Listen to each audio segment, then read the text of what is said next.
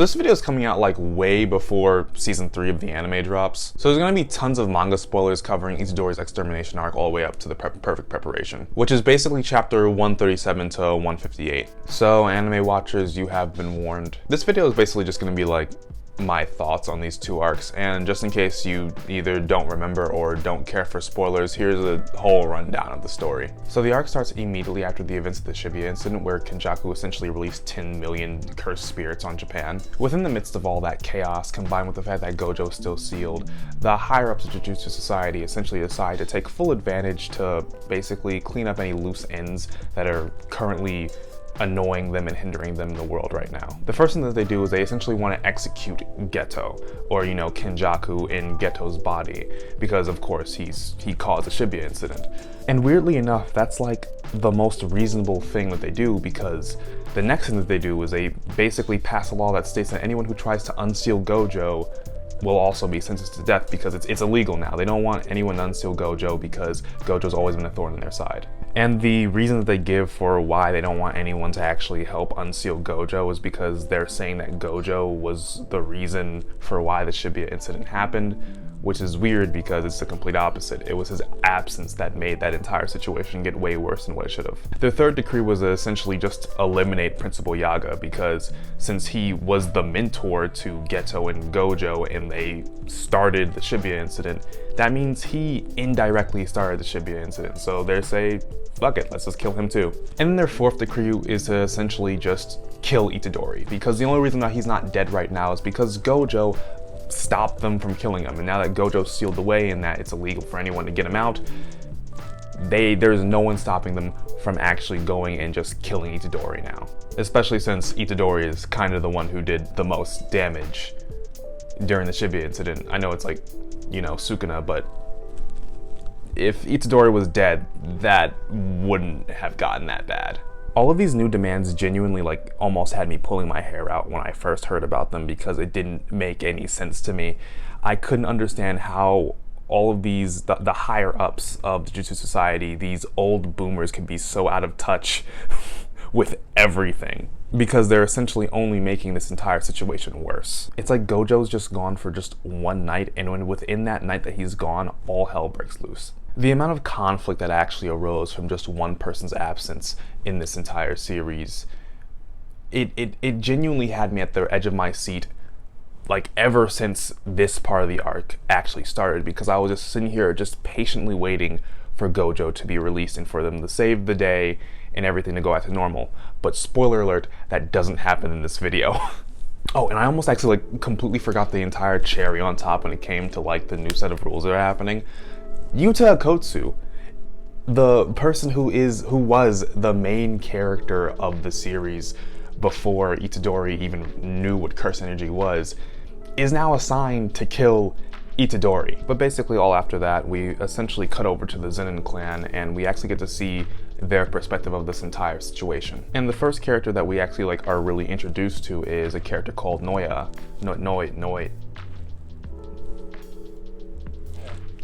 I'm not exactly sure how to pronounce it, but I don't think we need to care too much about how to pronounce this man's name, because the first thing that we learn about this man is that he's just super sexist and a complete dick, because one of the first things that come out of his mouth is essentially this quote right here: "Any woman who can't walk 3 steps behind a man should get stabbed in the back." So, off bat, we kind of realize that this isn't exactly the most likable character here. And when he actually does say that statement, he's referring to Maki, who in the last arc was basically burnt to a crisp and is on the verge of dying. And he's saying that because he believes that she's essentially already dead.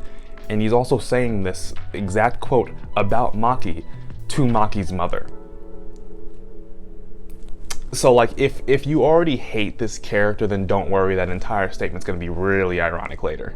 Okay, but to be fair, he doesn't just hate women. In his defense, he hates everyone. In the first scene that we actually see him in, he's genuinely just insulting everyone he sees because he thinks he's better than them. And the thing is, he actually kinda is better than everyone. You see, his father, who was essentially the head of the clan before, basically died in the Shibuya incident.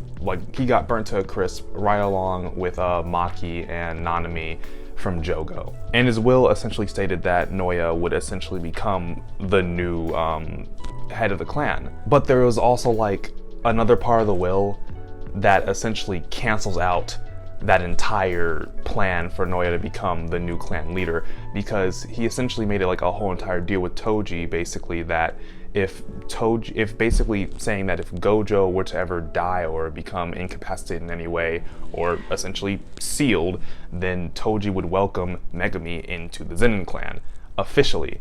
And if Megumi was essentially like welcomed to the clan right after the entire death of the old clan leader, then Megumi would become the new leader of the clan, making Noya just there. This immediately just infuriates Naoya, and he essentially just decides to go to Shibuya and just kill Megumi. And since Megumi is like probably close with Itadori, he's just gonna kill Itadori on the way too. Meanwhile, Itadori and Chozo have like no idea any of the laws that have been passed, so they don't know about basically not being able to help Gojo. They don't know that Itadori is essentially a wanted man again. They're just out there just killing as many cursed spirits as possible to basically save people. And after they essentially like kill a few cursed spirits, that's when Noya finally arrives on the scene, and he basically just clues him on the fact that Itadori is a wanted man. He's basically wanted for execution. But luckily enough, he's like, well, I'm not actually looking for you, Itadori. I'm looking for Megumi so I can kill him. And I don't really care if you die, but I can't just like let you leave. So I'm probably just gonna break your legs or something so that someone else can take care of you later. And that's pretty cool because I didn't know he was chill like that. But just before their battle can actually fully start, they all feel a tremendous amount of cursed energy in the distance. And it's like so large to the point where they mistakenly think that Gojo's just back, because like who else could possibly be that powerful and have that much cursed energy? But Itadori realizes that it's not Gojo, and the only reason he does distinguish it is because this cursed energy just feels a lot more creepy. And that's when we finally see Yuta Okkotsu, the main character of today, locks eyes with the main character of yesterday. This entire meeting basically had so much anticipation behind it, simply because it took so long for it to happen. The author took their sweet time having these two characters meet, and they have a meet at what is like the most conflict-ridden part of the story. Having Itadori and Yuta meet for the first time creates an entirely different shift for the rest of the series. So anyways, Chozo essentially takes Noya while Yuta chases after Itadori. And Itadori and Okkotsu essentially realize that they're like both relatively equal in strength and speed, because like they're both able to evade and like keep up with each other. And when Itadori gets a little bit overwhelmed, he essentially goes and he finds this random hunting knife in this random truck, and he like imbues it with cursed energy. And for a moment I was like, whoa, this is super cool. Like he's really learning how to be a sorcerer and using different techniques now. And then like Yuta just like breaks it, and then like that's it for that whole scene basically. And I was kind of sad because I was like, oh, I don't think that's gonna go anywhere. Which I mean, like, of course, like he wouldn't be good at it when he first tries to use a special technique like that, well, just imbuing a weapon with his curse energy. But also, like, I don't know if he's gonna do it again. It kind of just feels like a waste of potential, if you ask me. But you know, the show's not done yet, so we'll eventually see with that. And then, like, with the help of Riko right afterwards, they basically just both body Itadori, and like for the second time in the series, Itadori dies. Meanwhile, we see that Chozo's getting his ass handed to him by Naoya, and essentially, it seems like he's gonna basically lose the fight until the Zenin kid starts like spouting off about how useless his brothers are or whatever. And he's essentially talking to like the ultimate big brother. So Chozo takes all of the shit he says outrageously personally, and he starts stalling on him, and he actually almost kills him. And the only reason Chozo doesn't actually win the fight is because Yuta basically just interferes and then just bitch slaps him out of commission. This essentially leads us into the next scene, where we essentially have a flashback of Itadori when he was a baby, like a distant memory he has. In this memory, we see that Itadori's father and grandfather are essentially arguing about Itadori's mother. His grandfather is saying that his mother is like super sus and he doesn't trust her.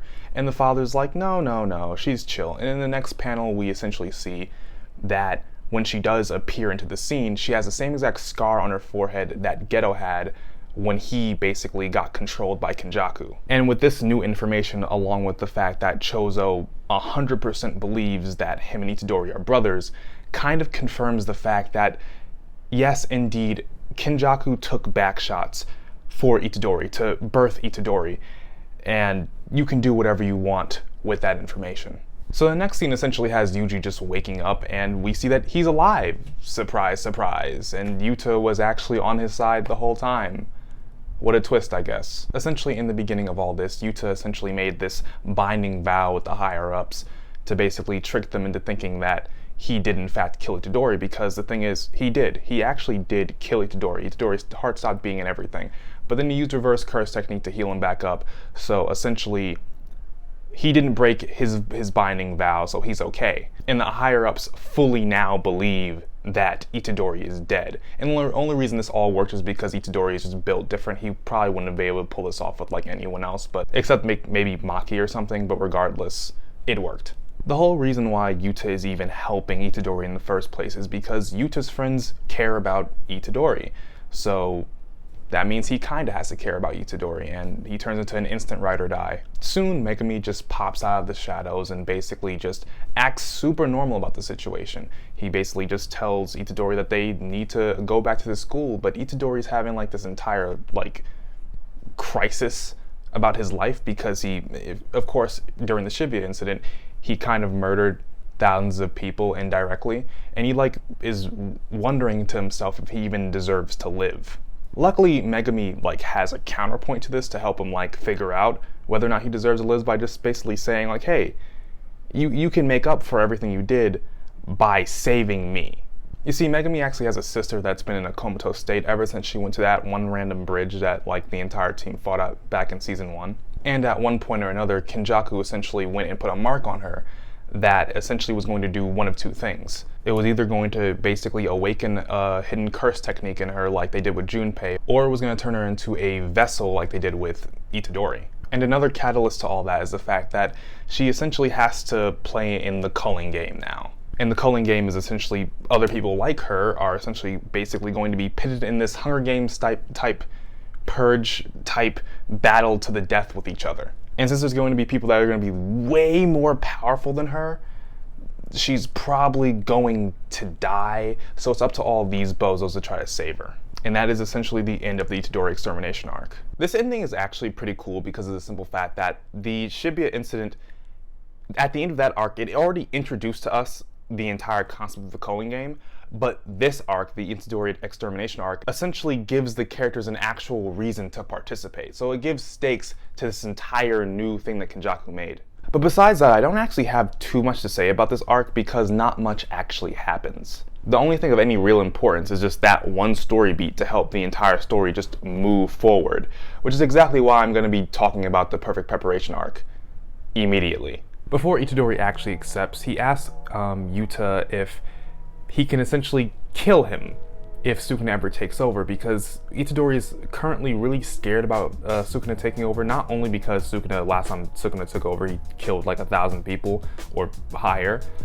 This time he's scared because he knows for a fact that he has plans for Megumi, and that's really scary because he has no idea what those plans actually are.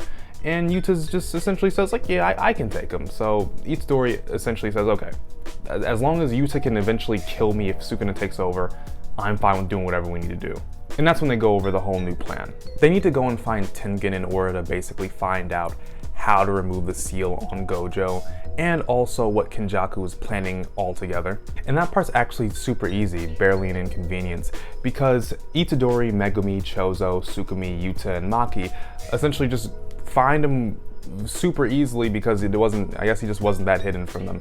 Or actually, I think it's because he also wanted to see him because he knew things were super important, but still, it wasn't that big of a deal. And Tengen actually looks super insane because he was forced to evolve for like so many years without a host. And he agrees to help them and give them any information they actually need, but the only thing he wants in return is 2 of them in the group to essentially stay back and help protect him just in case Kenjaku comes and attacks him, because Tengen's like the linchpin to everything, so if Tengen gets to him, then everyone's screwed. They agree, and he basically tells them that Kenjaku's entire plan is to take all humans and turn them into sorcerers so that he can basically fuse them into Tengen to create something entirely different.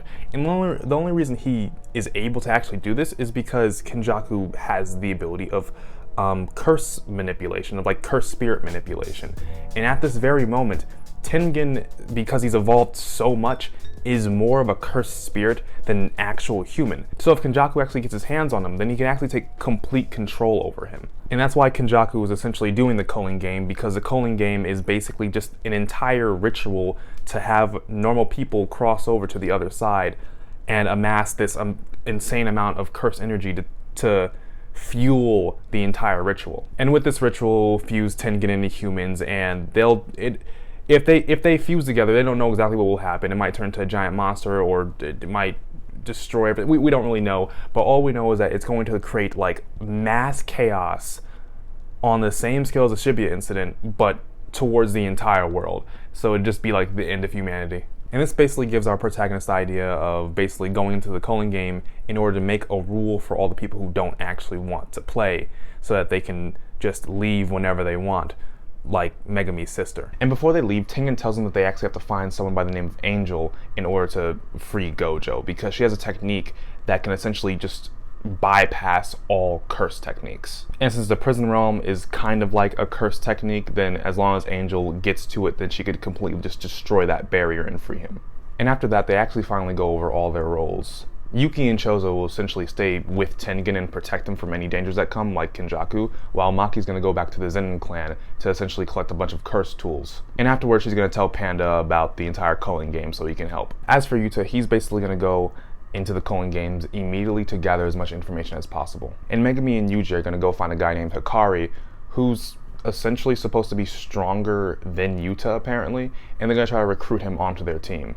The next battle is all about Principal Yaga, and essentially is explaining about how his power to make self-sustaining cursed corpses is exactly what got him into trouble. The higher-ups of Jujutsu Society essentially believe that he's a threat because there's a chance that he can make an entire army of these things. And since he refuses to tell them how exactly his technique works, and because he's already a wanted man, that means old man Gakuganji essentially just kills him off screen. And afterwards, Panda is there to essentially just take his corpse and mourn over his death. I don't personally have too much to say about this scene because it's, you know, his death happens off screen, so it's kind of uneventful. Like, it seems like a very emotional point for Panda because, you know, because when he sees that his creator died, he doesn't attack Gakuganji. Like, he doesn't, like, it's because he understands why it all had to happen. And it's basically like to kind of show that he has a heart, that he's like more, that this panda, this cursed creature is like more human than most of the other people in this series. I do kind of wish that we got more with Principal Yaga though, because before all this we had like an entire backstory where he has like way more of these cursed corpses and there's like a whole world, and apparently he made a deal with I think Kusakabe and Kusakabe's sister, and I don't know what, I'm genuinely confused about everything that's going on with that plot line, so I guess I hope that in the future it's explained. But I personally think that's okay because now we get into like my favorite scene within this entire arc. Maki returns back to the Zenin clan, and as soon as she steps foot within the entire clan compound, everyone starts talking massive shit to her. Naoya basically tells her that the only thing she ever had going for her were her actual like looks, because she was actually relatively pretty, and now that she's like super burnt up, now she has nothing and now she's like worthless. And when Maki passes by her own mother, she essentially tells her to turn back. Even though Maki has permission to be here, she tells her that Maki still just needs to leave, and that like if she wants to be like actually worth something, she should listen. It seems that like no one here actually likes Maki, not even her own father, because as soon as she sees her father, he immediately challenges her to like a battle to the death and proceeds to tell her that the reason why he couldn't be the head of the clan was because both of his children were worthless. He then beats her in battle, and he throws her and her sister into this like pit filled with cursed spirits. It's at this point where Mai is the only one who's actually conscious, and she realizes that this is basically the end, but it doesn't actually have to be the end for both of them. So they both go into like this shared dream where it might be like, you know, this world bordering the afterlife, just like how Sukuna did with Jogo. And Mai explains to Maki exactly what it means to be like twin sisters in this world. You see, when two Jujutsu sorcerers are like twins, they basically share the same cursed energy. Like in like an actual like Jujutsu sense, they are one person. And this is actually only a hinder to Maki, because Maki's whole deal is the fact that she's not supposed to have any curse energy. She has a heavenly restriction that allows her to basically be more powerful than any other human or even most sorcerers, just like how Toji was. But this power is canceled out if she ever gains curse energy. And she technically has curse energy because her sister has curse energy, and they count as one person.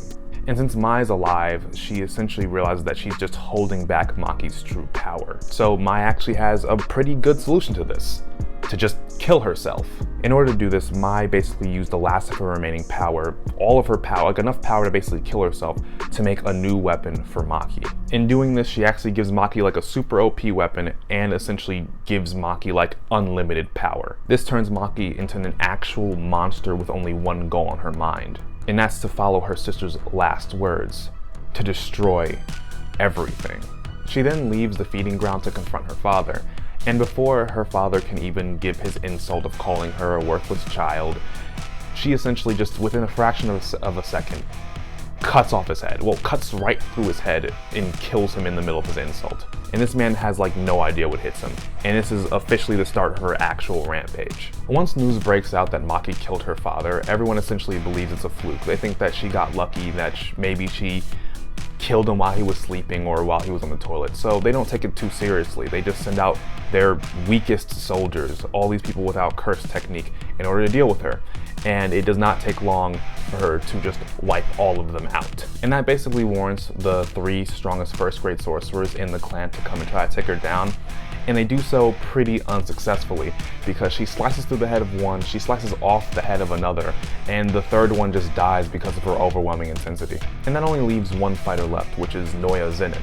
This is a man that can go up to her and basically tell her that she's heartless for causing all this carnage, even though he himself is her abuser. And that's why I was like really waiting for this fight the entire time, because I just wanted to see this man's teeth get kicked in. But unfortunately, that is not the immediate reality of the situation, because Noya essentially starts beating her ass, like, to an incredible level. He's like kicking her through buildings, he's like throwing her through piles of rubble, and like punching her into craters.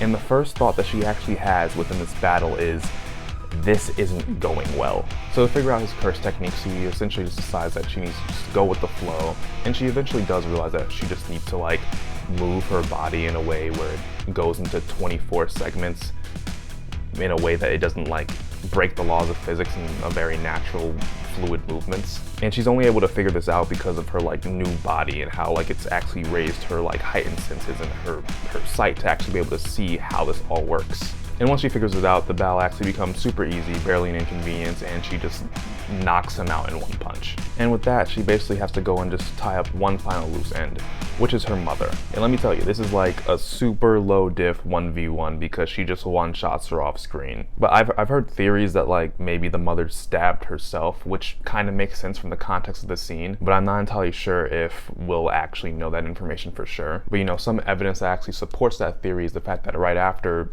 she gets stabbed, she goes to Naoya, who is still alive after getting his shit kicked in from Maki, and she essentially goes and stabs him in the back, finishing what her daughter started. Which is also pretty ironic because in the beginning when we first saw this character, he said that any woman who's like worthless should be stabbed in the back. And Naoya was just now stabbed in the back by a woman, which confirms that now Naoya is a worthless woman, and it's amazing. It's an absolute amazing form of comeuppance for this character. And after that, Maki essentially just goes and just kills all the rest of the members of the clan who are scattered throughout like Japan at the moment.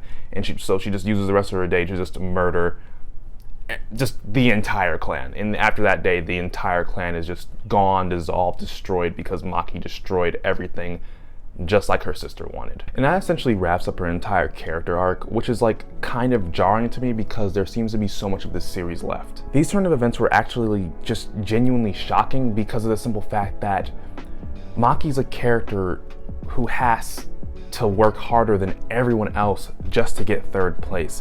And her entire goal seemed borderline impossible, or at least impossible for her to accomplish on her own. When I first watched Jujutsu Kaisen 0 and Maki was telling Yuta that she wanted to take down like the entire Zennin clan, I genuinely thought that she was talking out of her ass. I thought she would actually like need Yuta to help her, or at the very least, if she were to do it by herself, she'd have to go back to the clan and prove herself and slowly like rise up the ranks until she eventually gained control of Zennin clan. And once she gained control, she could finally actually make room for her sister Mai to actually be happy. But no, she literally just walks in with an entirely different goal, mind you, and she walks out just destroying everyone who wronged her. And she did it with her own strength, along with the will of her sister who wanted her to destroy everything. She went against an entire way of thinking, basically destroying the idea that someone who was born weak has to stay weak. She showed that you couldn't just be defined by your gender or your status. As long as you actually have the will,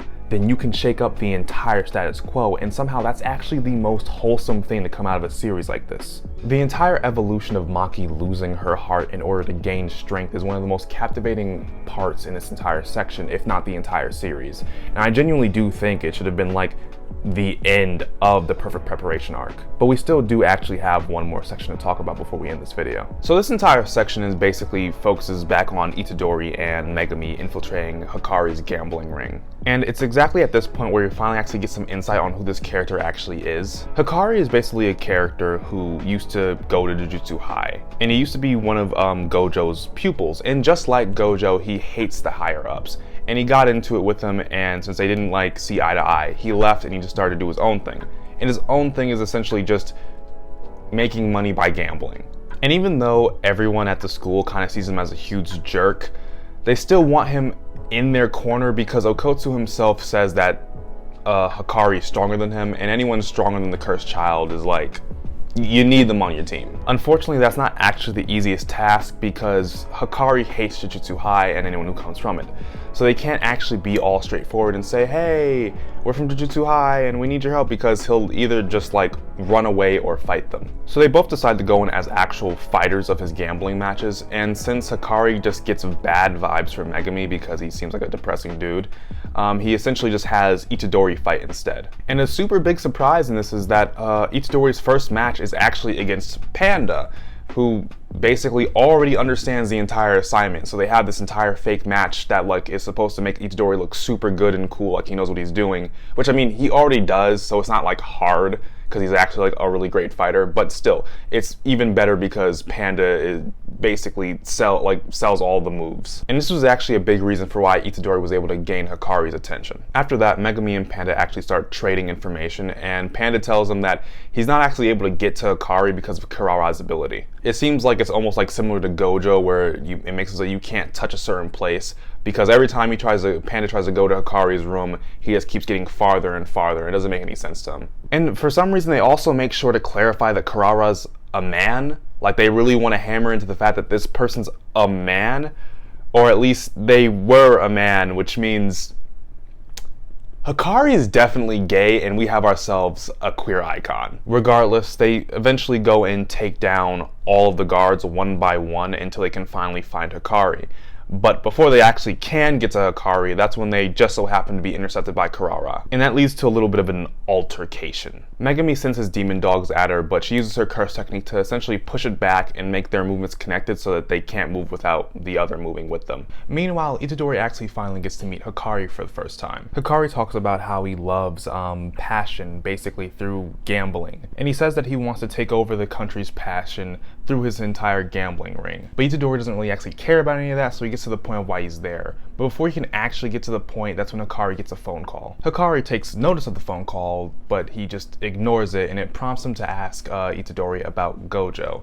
And Itadori's like, what? Who's Gojo?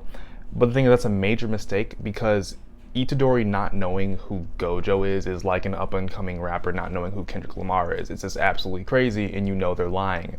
And that, coupled with the fact that Hakari got a phone call, and every time he gets a phone call from Kurara from her actual phone, it means there's an emergency.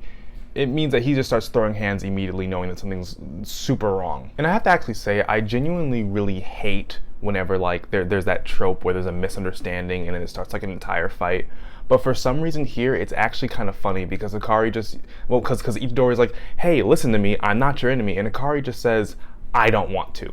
Like, I don't want to. He says, he screams, I don't want to, like a little child, because he doesn't want to listen to whatever Itadori says.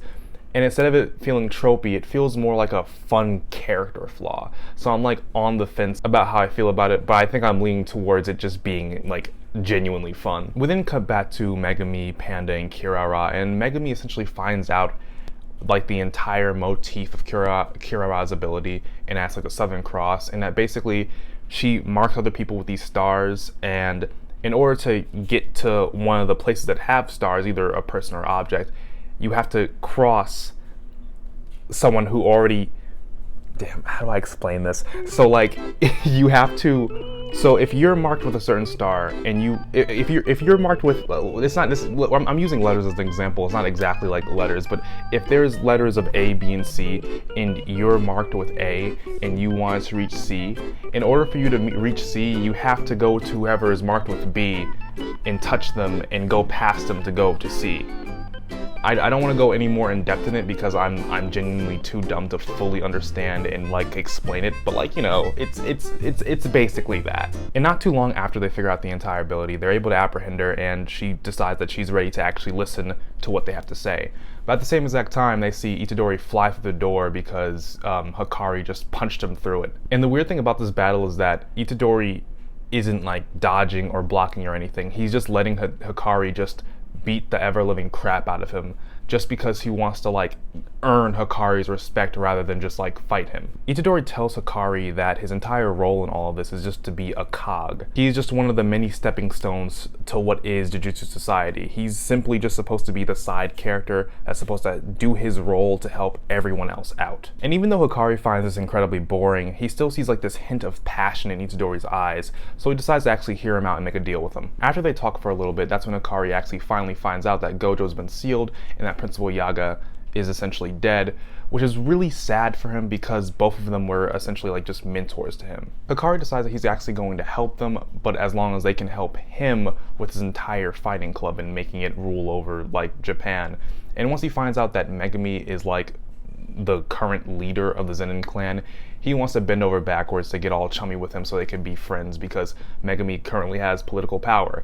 Or so Hakari thinks, because as we saw in the last section, Maki destroyed the entirety of the Zenin clan, so currently Megumi has no political power, but Hakari probably won't figure that out until like the end of the Culling game, so we're fine for now. In the middle of their entire conversation, that's when this like cute little Shikigami pops up named Kogen, and it essentially just tells everyone that there's been a new rule applied to the Culling game, which is a rule that was made by a person by the name of Kashimo. And the entire rule that they added is that everyone now, a part of the Culling game, can see everyone else's information. They can see their name, they can see like the number of points they have, and essentially like their way of seeing how strong everyone is. And the entire reason that they're actually like finally seeing Kogen now, even though none of them entered the Culling game, is because at this very moment, Sukuna is actually a member of the Culling game, so Itadori owns this Shikigami at the moment, which also basically means that Itadori has actually been playing the Culling game this entire time without having any knowledge up until this point. They use Kogen to essentially look for other people who have like 100 points.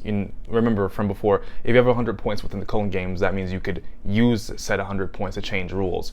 And they want to look for people with 100 points so they can use their new rule change to make a rule that basically says that everyone can switch points with each other so that no one can die from not being able to change the amount of points they have if they don't want to kill anyone. And they find two people who actually meet this criteria by the name of Kashimo and Higuruma. So their entire goal is to basically find them and essentially either like make some kind of deal or fight them in order to help them with gaining said points and changing the rules of the game. And that marks like the end of the Perfect Preparation arc and the beginning of the Culling games. Now that we finally got all that out of the way, I can actually talk about how I feel about these two arcs. I thought the story so far is actually genuinely really damn good. The fact, like the entire point of the Perfect Preparation is to essentially hype up the Culling game. We're told right at the end of the Shibuya incident that the Culling games is going to begin, but it takes 22 whole chapters for us to actually get to the start of the Culling game. Which like, if you look at that from like a real life time of like just reading this while it's running, that's a really long time of reading chapters before like waiting for this next arc. For anyone reading this story at the time it was being like written, that's like half a year. That's genuinely like half a year of like reading. And that's not even like, that's like a rough estimate. That's not even me considering the fact that Gege probably took a bunch of breaks in between. So like potentially there could have been like an entire year of waiting from the Shibuya incident all the way to the Culling game. But oddly enough, even though there's so much buildup, the story never drags. And that's almost a problem. Now I understand that might sound like a really dumb take, but let me explain what my entire mindset was so you can understand why I'm saying that. When I first heard about this, when I first was getting introduced into this section of the arc where Itadori and Megami were infiltrating Hakari's gambling ring, I was really excited because I thought, oh, they're gonna have to go through some kind of crazy tournament style battles, and Itadori was gonna go through a series of crazy battles one by one, meet a bunch of other new characters. Megami's probably gonna be sneaking in the background, trying to figure out information about this entire place. And essentially they were just gonna keep fighting over and over, almost like a Heaven's Arena from Hunter x Hunter. They're gonna have these series of battles and pressing Hakari until they could finally meet him and things could pop off there. But what we got was a little bit more disappointing because it's just one staged fight, not even a real fight, with Itadori and Panda before they just go and see Hakari. And the fight with Kira was cool. I actually like I like that entire battle, but there wasn't much else there. It felt like there was so much build up to the Hakari Fight Club just for it to not actually be the main part of the story. Because in the end, they just used the brute force to get to Hakari, so what was the point of it having this espionage type beginning, as if they were gonna have to genuinely be smart about it, as if in the end they were just gonna again just fight through everyone and just get to Hakari right then and there. And don't get me wrong, I actually do understand that there's still a point to all of it, because the entire reason they even wanted to play buddy-buddy with Hakari was to get close to him, and Itadori did get close to him and they did get to talk to him, and either way, regardless, their plan still worked the way they wanted it to.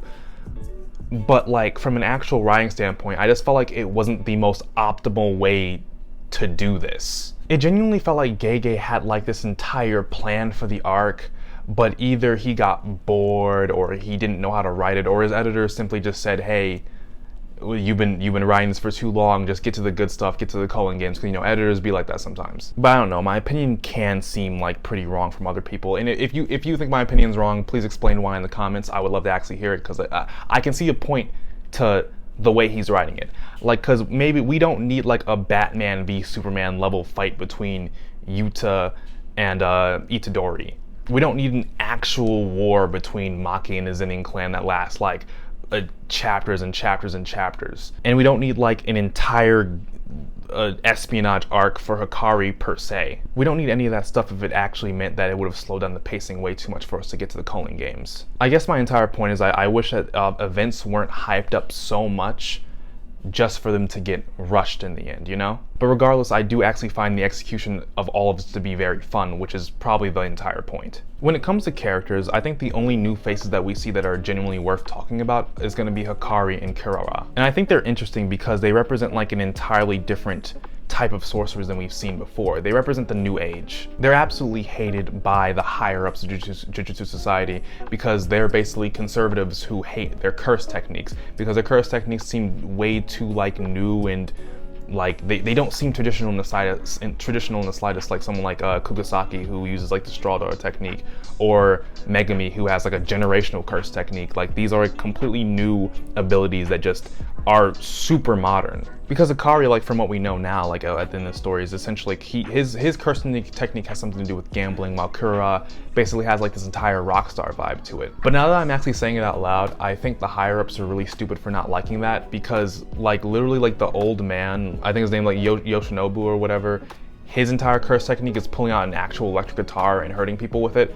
So I think that's a genuinely dumb reason for them to hate Hakari and Kirara, unless unless they just are completely wrong about it, and that's just how the new age view for why they're hated. They just think, oh, they hate us because of this, but I don't know. It could just be unreliable narration, or it could be just genuinely inconsistent and low-key dumb writing, but Hakari believes that hiding the entire Jujutsu world from normal people is kind of like dumb, and he lives his life trying to change how things currently operate. And he does this all for the sake of love and passion, which I think that's something that it makes sense for why Kirara would love Hakari. It makes sense for her to follow him into like a new world that goes against the old world, because in the old world she's probably like labeled an outcast. I mean, she's seemingly like a trans Jujutsu sorcerer who's filled with just as much love and passion. And she's gonna be filled with love and passion for those who go against the grain, because Kira definitely is the type of person that goes against the grain. I do feel like these characters could use a little bit more development, but obviously this is our first time seeing them.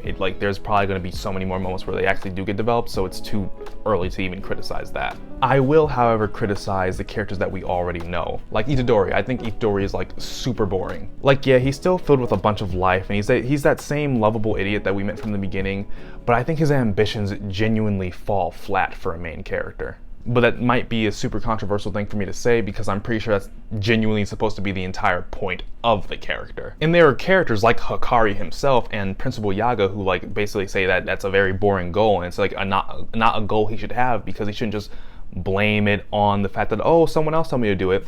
But at the same time, I do feel like that's sort of a cop-out. I don't know. It just feels weird.